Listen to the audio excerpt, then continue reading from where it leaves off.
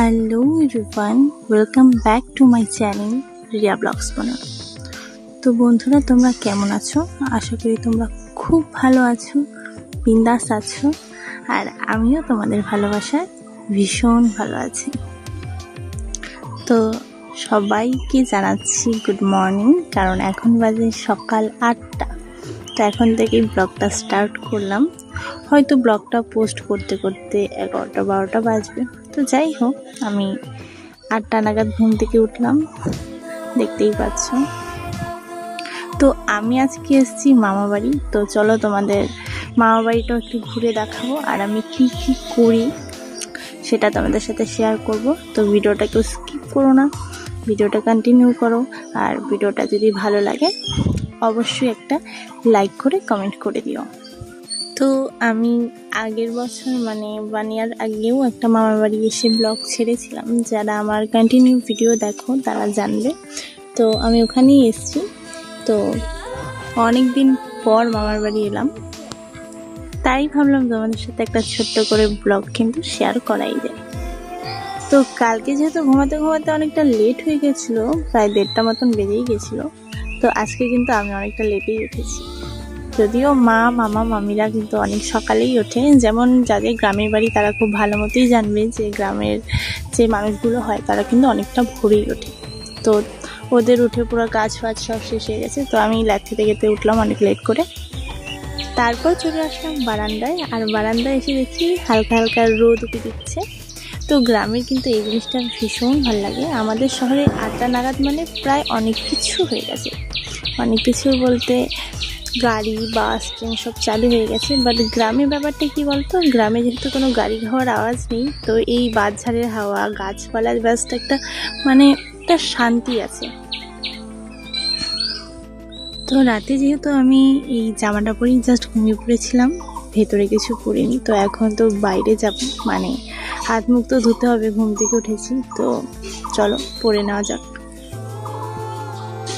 ঘুমানোর আগে টাইট কিছু না পরে ঘুমানো ভালো, তাই না? মানে আমি ফিল করি টাইট কিছু না পরে ঘুমোতে নিজের কমফর্টেবল ফিল হয়, তাই আমি খুলেই ঘুমাই। তো সেই জন্য পরে নিচ্ছি, কারণ আমি এখন বাইরে যাব, পড়তে তো হবেই।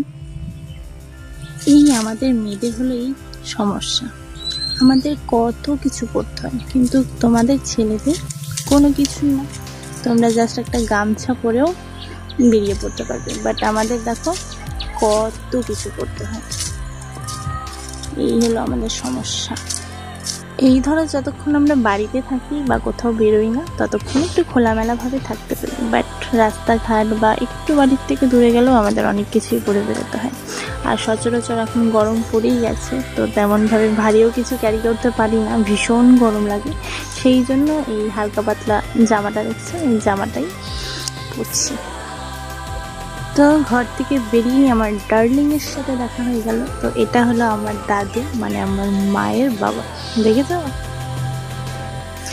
আর এটা হলো আমার মামার বাড়ির উঠোন মানে উঠোনটা অনেকটাই বড়, পুরোটা ক্যামেরায় আসছে না।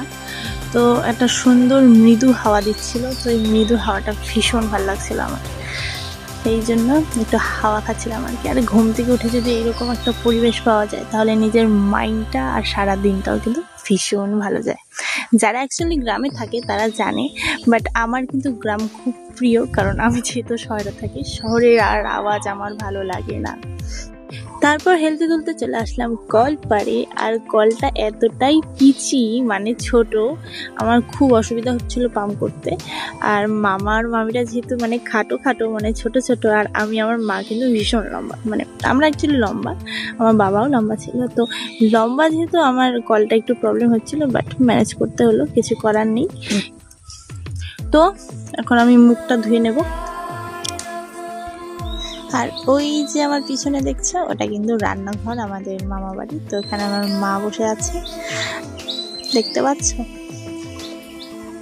তো এটা কিন্তু আমার নতুন মামা বাড়ি। আমাদের আরও আগে একটা দাদু বাড়ি ছিল, মানে পুরনো বাড়ি যেটা বলে, তো সেটা তোরসায় ভেঙে গেছে তোরসা নদীর জলে, বন্যায় আগের বছর। তো এটা নতুন। তো মার ছোটোবেলাটা ওখানেই হয়েছে, মার বিয়ে শাদি আরও মামাদের যে বিয়ে, মাসিদের বিয়ে ওখানেই হয়েছে। তো এটা এই 3 বছর যাবৎ করেছে বাড়িটা।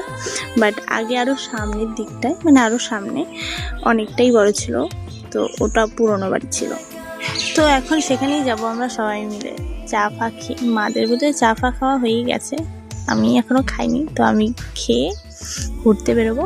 আর এখনও আমের সিজনে আম মাখা খাইনি, আমাদের ওইদিকে কিনে খেতে হবে। বাট কিনে খাওয়ার থেকে আমার মনে হয় গাছ থেকে পেড়ে খাওয়া অনেক ভালো। তো দেখলাম আমি অনেক বাড়িতেই আম হয়েছে, তো হয় যাবো নাহলে চুরি করে আম মাখা খাবো।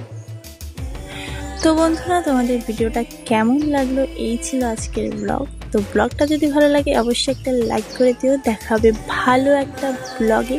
ততদিনের জন্য সুস্থ থাকবে, ভালো থাকবে, টাটা বাই।